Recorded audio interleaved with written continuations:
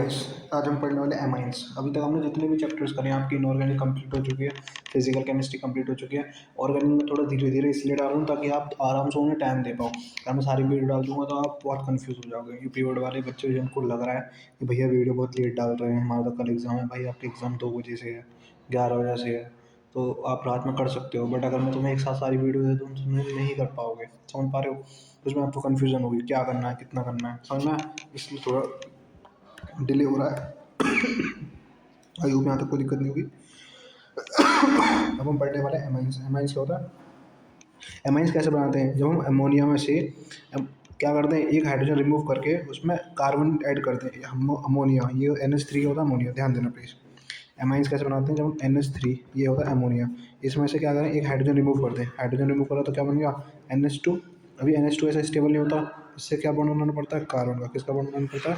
Carbon का। तो ये क्या बन गया? एमाइंस। क्या बन गया? एमाइन। क्या एमाइन? ये क्या बन गया? एमाइन। ठीक है, अब आगे बढ़ते हैं।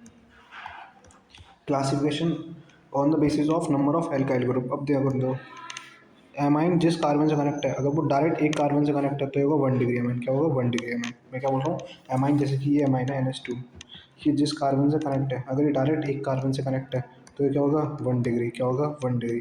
अगर यही क्या है, 2 कार्बन से कनेक्ट है तो 2 डिग्री। और यही अगर क्या है, 3 कार्बन से कनेक्ट है, तीनों ही कार्बन से कनेक्ट है तो क्या होगा? 3 डिग्री। समझ में आ रहा है? 1 डिग्री क्या होता है? जो एक ही कार्बन से कनेक्ट हो, बस बाकी के दोनों हाइड्रोजन हो। 2 डिग्री जो 2 कार्बन से कनेक्ट हो। 3 डिग्री जो 3 कार्बन से कनेक्ट हो। अब 1 डिग्री को क्या कहते हैं? Primary amines. 2 डिग्री को सेकेंडरी एमाइंस। और 3 डिग्री को टर्शरी एमाइंस। बात समझ में आ रही है यहाँ तक? कोई दिक्कत किसी को भी नहीं है ना? IUPAC पढ़ लेते हैं। IUPAC में क्या है? अब ध्यान दो, IUPAC में 1 2 3 कितने कार्बन है? 3। अब 3 काउंटिंग कहाँ से होगी? यहाँ से होगी ना, इधर साइड से काउंटिंग स्टार्ट होगी। तो अब इसका नाम क्या होगा? 3 के लिए क्या आता है? प्रोप। सिंगल बॉन्ड सारे के सारे तो एन, और लास्ट में क्या आ जाएगा? एमाइन। Propane amine. ठीक है, इसका नाम क्या है? ध्यान दो भाई। 1 2 3 तो 3 ही है, पर कौन से कार्बन नंबर पे एमाइन लग रहा है? सेकंड कार्बन पे। तो इसका नाम क्या होगा? 3 के लिए प्रोप, सिंगल बॉन्ड के लिए एन, और दूसरे पे लग रहा है तो propane two amine. Propane two amine. समझ आ गया यहाँ तक? कोई दिक्कत? नेक्स्ट पढ़े, इसका करते हैं 1 2 3, तीसरा पे ही है। अब इसका नाम क्या होगा? प्रोप, दूसरे कार्बन पर क्या बनना है? डबल बॉन्ड बनना है, तो प्रोप 2 ई, डबल बॉन्ड के लिए ई 1, और पहले पे क्या? एमाइन। ठीक है, इसको बेंजीन को, बट NH2 अगर कनेक्ट हो तो इसे एनिलीन कह देते हैं। कॉमन नेम इसका एनिलीन होता है। वैसे इसका नाम क्या होगा? Benzene amine. Benzene amine. इसका नाम क्या होगा? 1 2, दूसरे पे लगेगा मिथाइल, तो 2 मिथाइल एनिलीन। 2 methyl aniline. समझ में आ गया? IUPAC में बस इतना ही आइडिया लेना था, बाकी आप बना दो, क्योंकि आप 10 से IUPAC पढ़ते आ रहे हो। इतने हार्ड नहीं है, आप पढ़ दोगे एग्जाम में। ठीक है, और आएगी भी नहीं इतनी ज़्यादा, नॉर्मल क्वेश्चन आएंगे। आगे बढ़े। अब फिजिकल प्रॉपर्टीज देख लो। फिजिकल प्रॉपर्टी में क्या है? सॉल्युबिलिटी देखें तो एमाइंस जो होते हैं वो सॉल्युबल होते हैं वाटर में। ड्यू टू क्यों? किस वजह से? Hydrogen bonding. बट अगर इनका साइज बढ़ेगा, तो सॉल्युबिलिटी क्या होगी? कम हो जाएगी। सॉल्युबिलिटी क्या हो जाएगी? कम हो जाएगी। फॉर एग्जांपल 1 2 3 4 और ये 5, इसमें कितने? 5 कार्बन है। 1 2 3 और इसमें 4, 1 2 और इसमें 3। तो बताओ किसकी सॉल्युबिलिटी सबसे ज़्यादा होगी? इस वाले की, क्योंकि इसमें साइज सबसे छोटा है। फिर इसकी, फिर इसकी। ऐसा क्यों? क्योंकि ये जो एल्काइन ग्रुप होता है ना, ये जो होता है एल्काइल ग्रुप, ये एल्काइल ग्रुप क्या होता है? हाइड्रोफोबिक। क्या होता है? हाइड्रोफोबिक। इसे पानी से डर लगता है। ये पानी में इंडोजल क्या होता है? इनसॉल्युबल होता है। तो अगर इस ये ज़्यादा बड़ा लोगे, मतलब ज़्यादा बड़ा कंपाउंड के अंदर सिर्फ यही चीज़ें, तो ये इनसॉल्युबल ही रहेगी। समझ में आ रहा है यहाँ पे? अब मैं बॉइलिंग पॉइंट की बात करूँ तो बॉइलिंग पॉइंट सबसे ज़्यादा होता है 1 डिग्री एमाइंस का, फिर 2 डिग्री एमाइंस का, सबसे कम किसका होता है? 3 डिग्री एमाइंस का। समझ में आ गया? बॉइलिंग पॉइंट की बात करें तो 1 डिग्री का सबसे ज़्यादा, फिर 2 डिग्री, फिर 3 डिग्री। अब अगर आपसे पूछ ले एमाइंस की शेप क्या होती है, तो एमाइंस की शेप होती है पैरामीटर। कैसी होती है? पैरामीटर। एमाइंस की शेप कैसी होती है? पैरामीटर। यहाँ तो कोई दिक्कत? फिजिकल प्रॉपर्टीज से प्रिपरेशन से पहले एक और रहेगा हमारा बेसिसिटी ऑफ एमाइंस। ध्यान देना, अगर गैसियस फेस में आपसे बेसिक ऑर्डर पूछे, आपसे कहे गैसियस फेस में निकालो, किस में निकालो? एक मिनट रुक जाओ। गैसियस फेस में अगर आपसे निकलवाए, तो गैसियस फेस में क्या होती है एमाइंस की बेसिसिटी? 3 डिग्री सबसे ज़्यादा, फिर 2 डिग्री, फिर 1 डिग्री। बट अगर वो एक्वस फेस में निकलवाए तो एक्वस फेस में 2 होती है। पहली होती है एक मिथाइल के लिए, और एक होती है इथाइल के लिए। अब ध्यान देना, मिथाइल में क्या होता है? आप मिथाइल एक छोटा कंपाउंड है, तो दोनों के अंदर 2 तो पहले रहता है, 2 की सबसे ज़्यादा होती है। फिर मिथाइल छोटा कंपाउंड है तो 1 पहले आएगा, फिर 3। ठीक है, और इथाइल में बड़ा है इथाइल, तो फिर इथाइल में 3 पहले आएगा और 1 बाद में। समझ में आ गया? तो याद रखना, मिथाइल में 2 1 3 और इथाइल के 2 3 1। एक्वस फेस में, सिर्फ ओनली एक्वस फेस में। यहाँ तक कोई दिक्कत किसी को भी नहीं होनी चाहिए। समझ में गैसियस फेस में तो बिल्कुल कांस्टेंट वाली बात है, 3 2 1। पर एक्वस फेस में दो होती हैं, 2 1 3 मिथाइल के लिए, और बाकी सबके लिए जो मिथाइल से बड़े होंगे उनके लिए 2 3 1 2 3 1। समझ में आ गया यहाँ तक। अब आगे बढ़ते हैं। अब हम पढ़ते हैं प्रिपरेशन ऑफ एमाइंस, किससे, फ्रॉम एल्काइल नाइट्राइल से। किससे, एल्काइल नाइट्राइल से। अब ध्यान दो, alkyl nitrile R C triple bond N, ठीक है। और हमें इसे रिएक्ट करा दिया हमने, या तो आप Na इथेनॉल से करा दो या LiAlH4 से करा दो, दोनों में एक ही काम होगा। LiAlH4 से करके दिखाता हूँ मैं आपको। LiAlH4 क्या, रिड्यूसिंग एजेंट है। Na इथेनॉल भी क्या करेंगे, रिड्यूशन भी करेंगे, रिडक्शन भी करेंगे, ठीक है।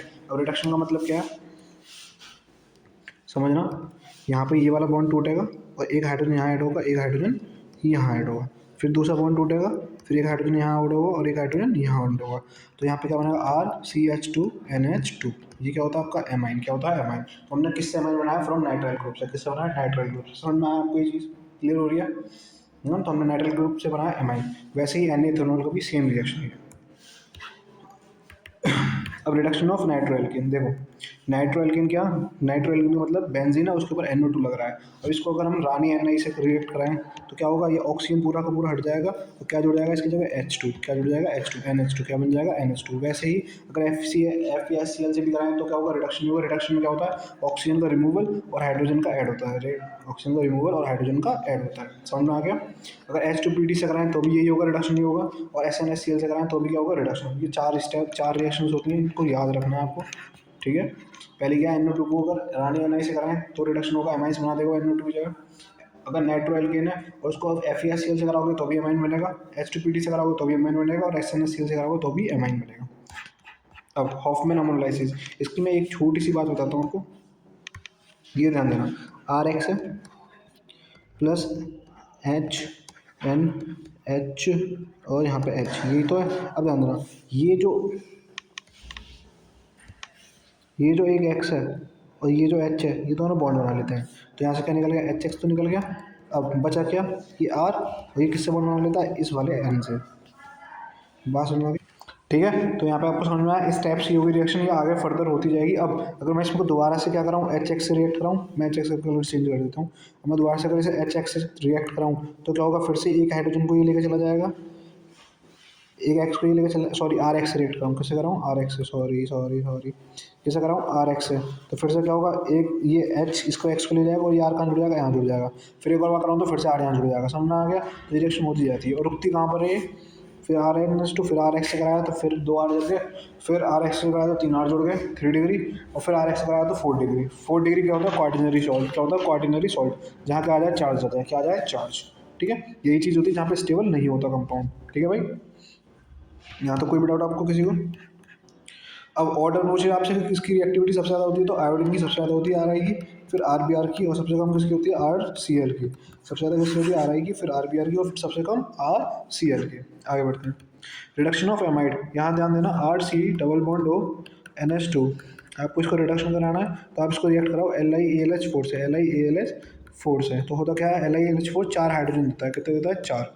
अब ध्यान देना, ये 4 हाइड्रोजन का, ये दोनों मॉलिक्यूल यहाँ से टूटेंगे, ये दोनों टूटेंगे, यहाँ एक हाइड्रोजन, यहाँ एक हाइड्रोजन, तो यहाँ से क्या निकल गया, H2O, क्या निकल गया, H2O, और बाकी के जो 2 हाइड्रोजन बचे वो यहाँ लग जाएंगे। तो कंपाउंड कैसा बना, RCHH, और नीचे क्या बन गया, NH2, क्या बन गया, NH2, और H2O बाहर निकल गया। समझ में आ गया।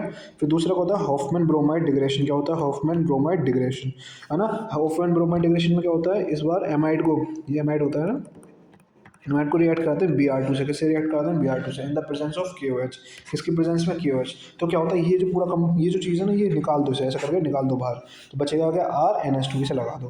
तो याद रखना, जिस कार्बन पे डबल बॉन्ड लगा होता है उसे पूरे को पूरे को करो बाहर, निकाल दो, जो बचेगा वो RNH2 से ऐड कर दो। समझ में आ गया, बात क्लियर है। हॉफमैन ब्रोमाइड समझ में आ गई। ये पूरे के पूरे मॉलिक्यूल को हटाओ यहाँ से और बाकी के पूरे को ऐसे ही एज इट इज ऐड कर दो। अब अब पढ़ेंगे हम गैब्रियल थैलेमाइड रिएक्शन। इसमें क्या होता है, देखो ये गैब्रियल थैलेमाइड सिंथेसिस में ये क्या होता है, हमारा गैब्रियल सब्सटेंस क्या होता है, गैब्रियल का थैलेमाइड का सब्सटेंस होता है, ठीक है, कंपाउंड मतलब। अब यहाँ पे NH है, NH को अगर KOH से रिएक्ट कराएं, NH को किससे रिएक्ट कराएं, KOH से, तो ध्यान देना यहाँ पे क्या है, H के पास क्या है, पॉजिटिव, N के पास क्या है, नेगेटिव, KOH के में क्या, के पास पॉजिटिव, OH के पास नेगेटिव, OH वाला इस H से जाएगा, KH दोनों आपस में मिल जाएंगे। अब एन एन प्लस बन गया, एक के माइनस बन गया। अब यहाँ पे ध्यान आर एक्स रिएक्ट करें तो क्या होगा, एक्स के पास क्या है नेगेटिव, और एन यहाँ पे ये चार्ज हटाना, चार्ज हम इस वाले लगाने वाले हैं माइनस, और यहाँ पे क्या पॉजिटिव। अब एक्स के पास क्या होता है नेगेटिव, आर के पास क्या होता है पॉजिटिव। ये नेगेटिव वाला एक्स के पास पॉजिटिव के पास जाएगा, और ये नेगेटिव, ये वाला नेगेटिव वाला ये इस पॉजिटिव के पास जाएगा, तो क्या बन जाएगा एन आर, क्या बन जाएगा एन आर। देख लें एक बार, क्या एन आर बन गया, हाँ एन आर बना है। अब ये एन आर किससे रिएक्ट करेगा, O N A O H से, एन ए ओ एच से, एन ए ओ एच से, ठीक है।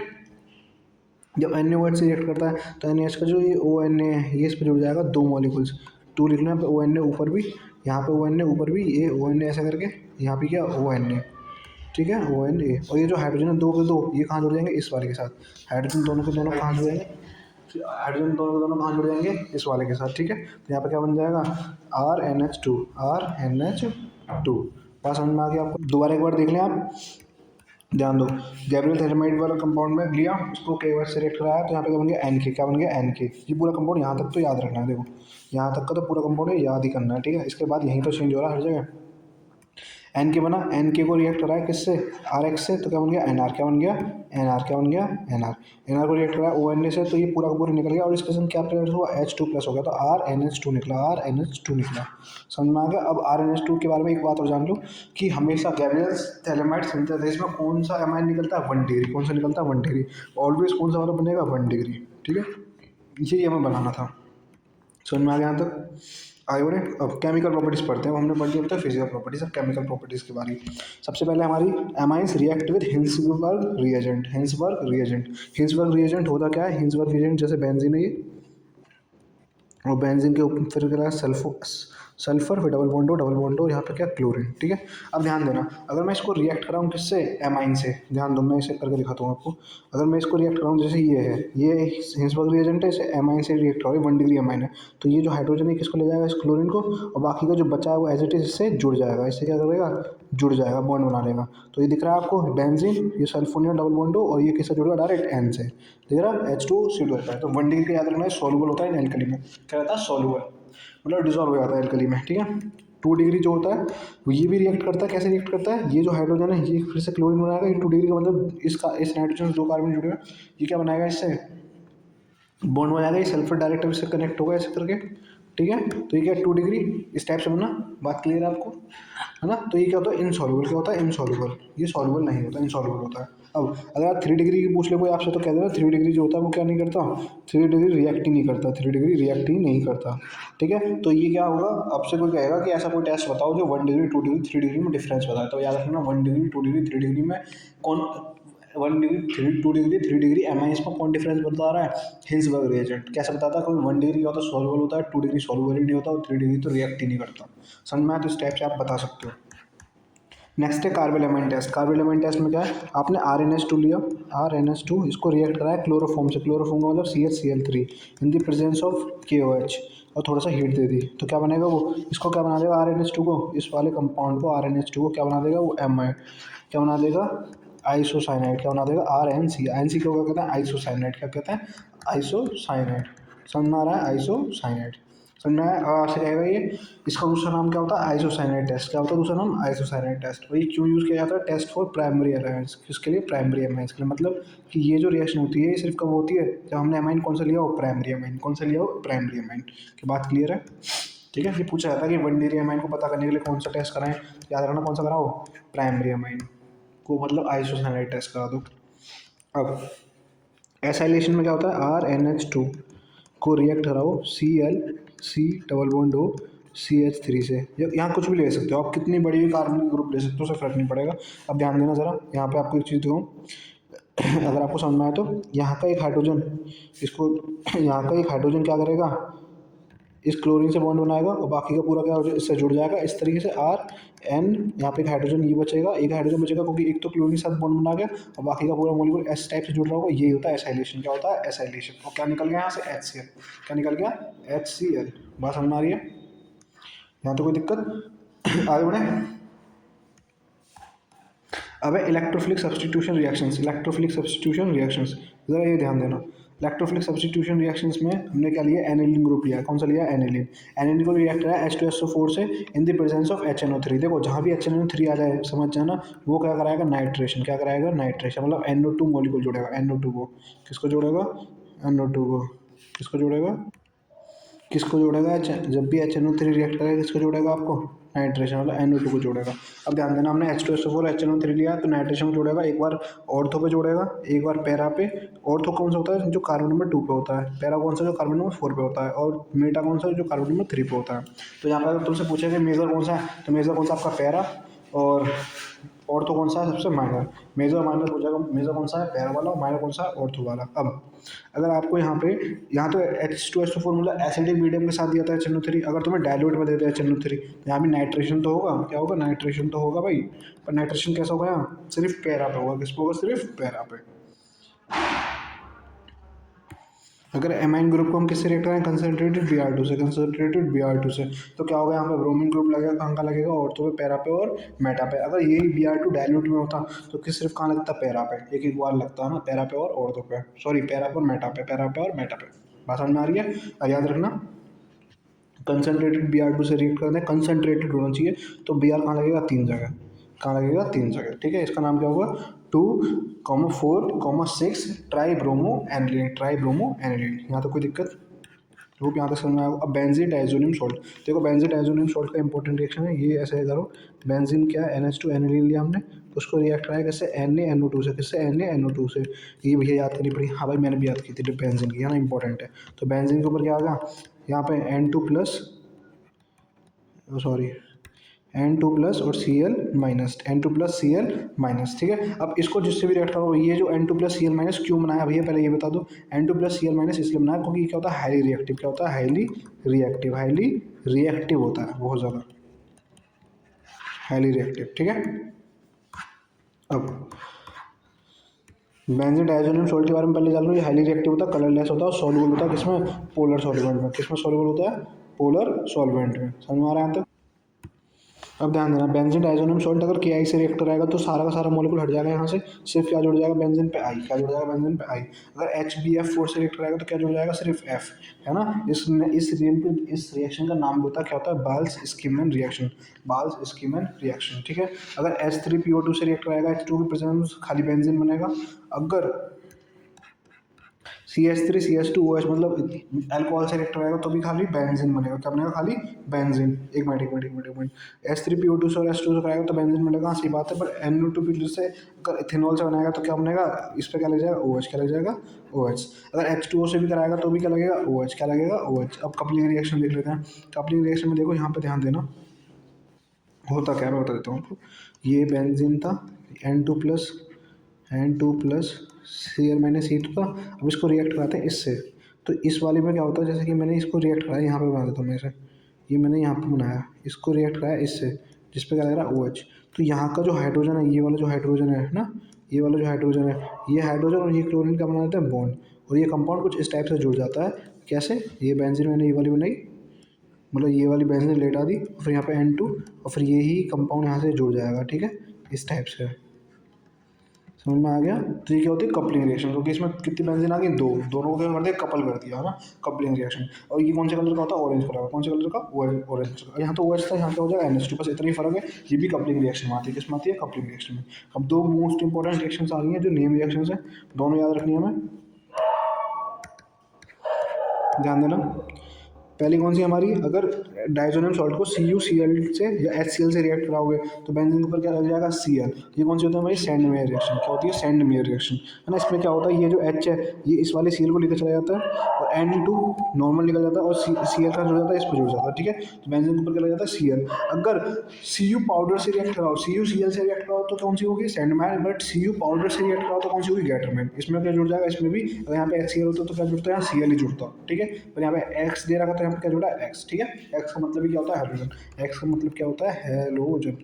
ये आपका एमाइन सेट कंप्लीट होता है 19 मिनट में। कितने मिनट में करा, 19 मिनट में। आई होप यहाँ तक का समझ में आया होगा, 19 मिनट में कंप्लीट होता है। ठीक है, मैं अभी डाल दूंगा 8 बजे करीब, नो सॉरी 10-11 बजे करीब डाल दूंगा। उसके उसके बाद इसको रिवाइज करना, एक बार पढ़ लेना, और जो चैप्टर तुम्हारे 1-2 चैप्टर रह गए हैं उन्हें भी रोको, आराम से हो जाएंगे। सुबह जल्दी उठना, वो भी तुम्हें मिलेंगे लेक्चर्स, ठीक है।